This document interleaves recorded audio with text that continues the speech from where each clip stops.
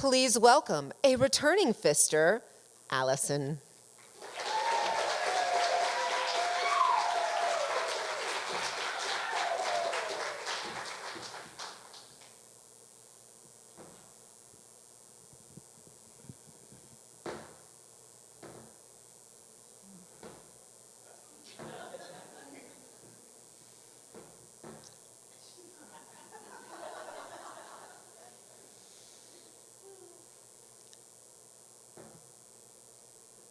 I'm relieved my mom died. If she were here tonight and heard me say that, I think she'd understand, and maybe she'd feel the same way about herself. Since Mom died, I dream of her as her younger self, as she was when I was in my 20s, when her body worked. Mom had Parkinson's for 17 years. The medicine doesn't help after 10 years. Mom had to endure powerful, uncontrollable tremors.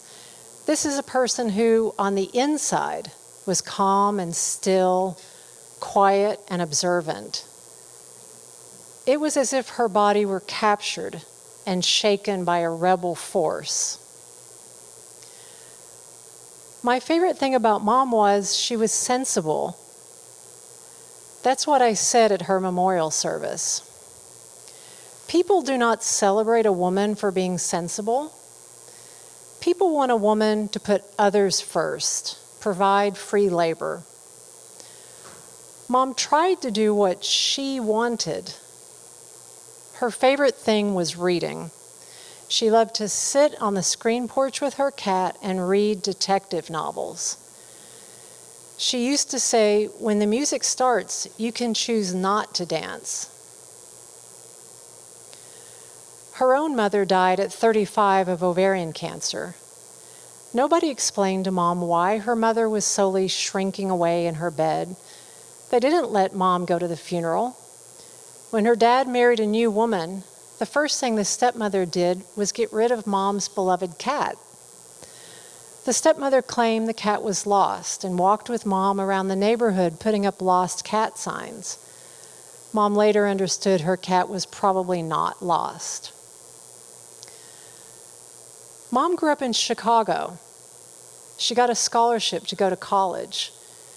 She said college was her happiest time because she lived with her friends, was not responsible for anyone but herself, and got to read all day.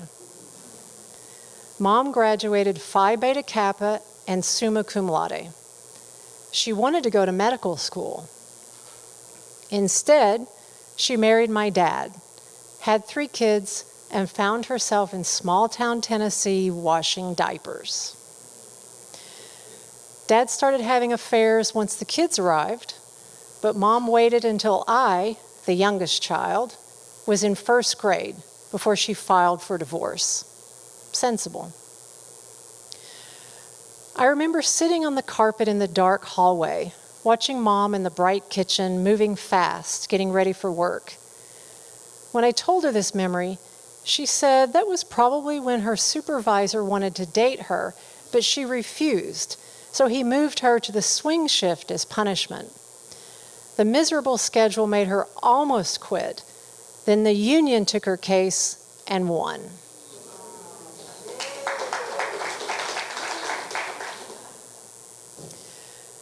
After years of being a single parent with no man in her life, Mom started seeing a neighbor who turned out to be an alcoholic.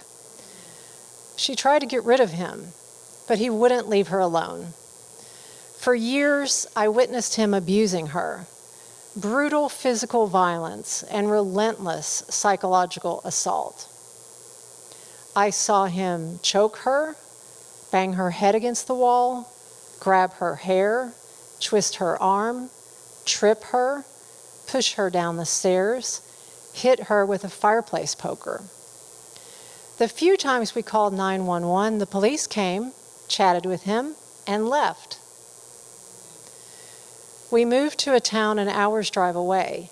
He followed, chasing us in his white sedan, once running us off the road.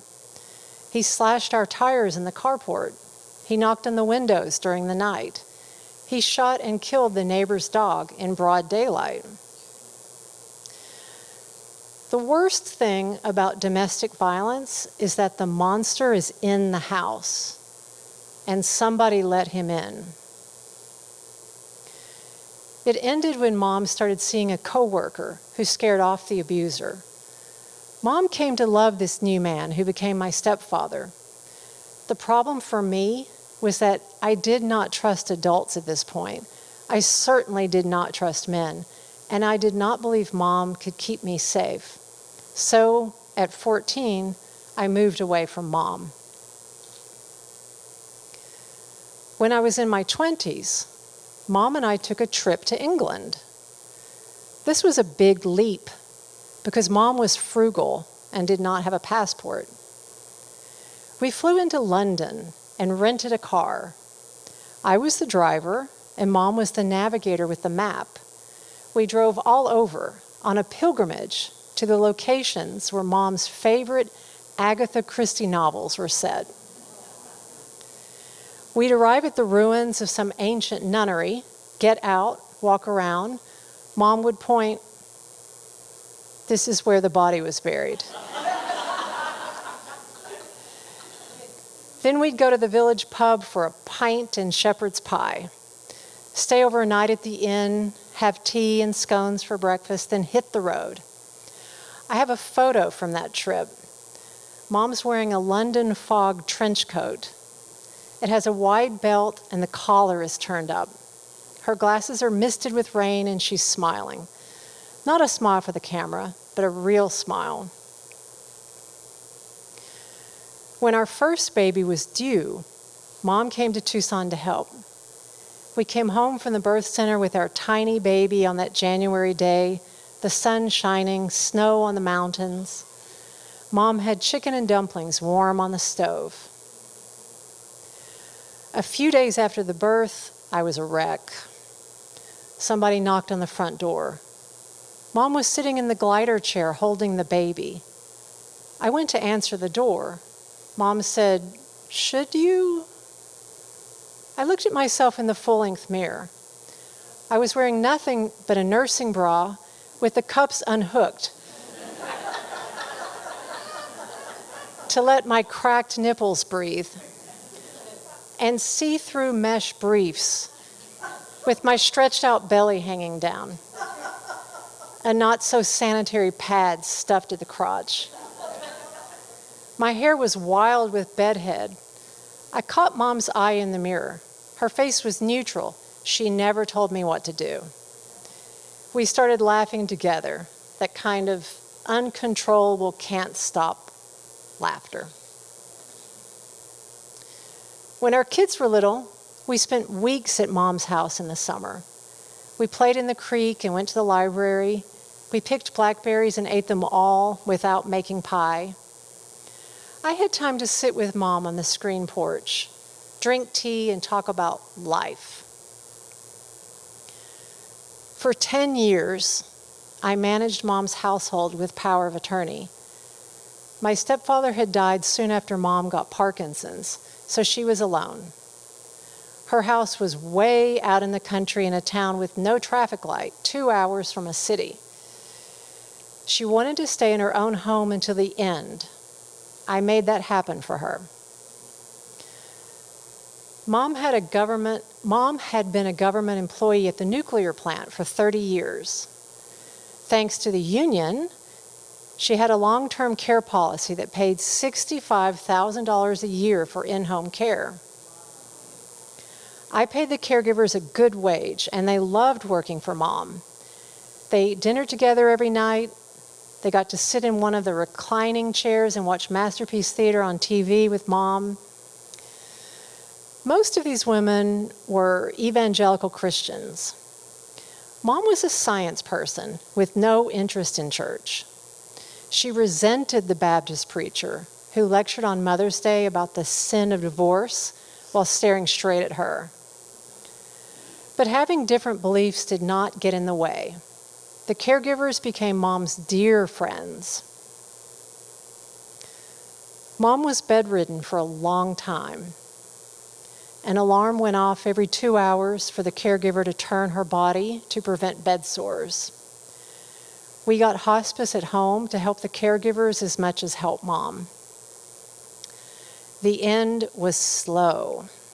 She lost everything. Mom, who loved books, could not read. Mom, who loved her cat, could not pet her. Mom, who loved TV, could not see. Mom, who loved food, could not swallow. I said goodbye many times. In early summer 2020, during the fear and confusion of the pandemic, I woke up in the middle of the night and decided I wanted to say goodbye again. We started driving. But this is not a storybook ending. I was not beside Mom's bed, holding her hand as she took her last breath. We were crossing New Mexico when the hospice nurse called to say Mom died. I looked up at the sky. The late afternoon sun reached its fingers through the clouds. I felt a cage open, and flying, Mom was free.